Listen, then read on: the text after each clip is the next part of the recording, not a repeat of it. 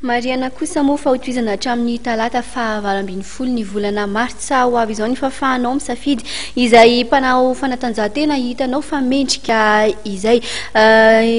tsy aivina ihany koa fa misy ny elavola izay hozaraina moa ho an'ireo mpamaky sy mpifidy telo voalohany ary dia mbola mampahafantarina aminao mandritra ny fampahalalam-baovao isan'andro moa ireo atleta 5 ambiny ho tolorana ny trophée mahery 4 sy 2 Notanterahana io tolakandro io kosa ny fisarihana izay nahazo ilay fiara vaovao Peugeot 301 tamin'ny lalao izay nokarakarain'ny Airtel Money ireo mpanjifa nampiasa betsaka ny Airtel Money moa ny tafiditra ao anatin'izay olona sarihana izay.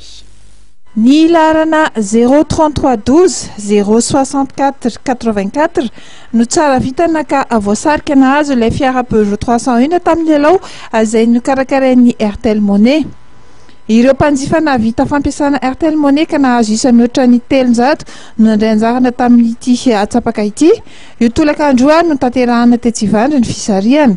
Ndrandritra fotoana ity ihany koa no nampitafa tamin'ireo mpiara-miasa amin'ny Airtel Money mitazona ireny cash point ireny ny mpitantana eo anivon'ny Airtel izay miandraikitra manokana ny Airtel Money. Ndrona aloha zany dia ny Airtel Money no miarahaba tratry ny taona ny mpiara-miasa amin'ireo cash point manerana Antananarivo dia androany koa fotoana anankiray anaovana fisarihana ny amin'izay olona nahazo ilay fiara Peugeot 301 dia teo mason'ilay mpiara-miasa reto no sarihanay miaraka amin'ny police des jeux zany izay nahazo an'ilay loka nampiasa Airtel Money bebe koa nandritry ny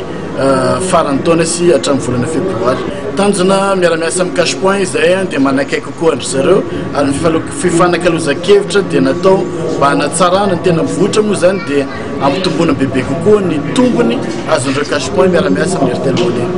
Araka ny namaran'izy ireo avy eo amin'ny Airtel Money ihany dia amin'ny alarobia tolakandro izao no tanterahana ny fanolorana ity fiara vaovao Peugeot 301 ity ho an'ny mpandresy.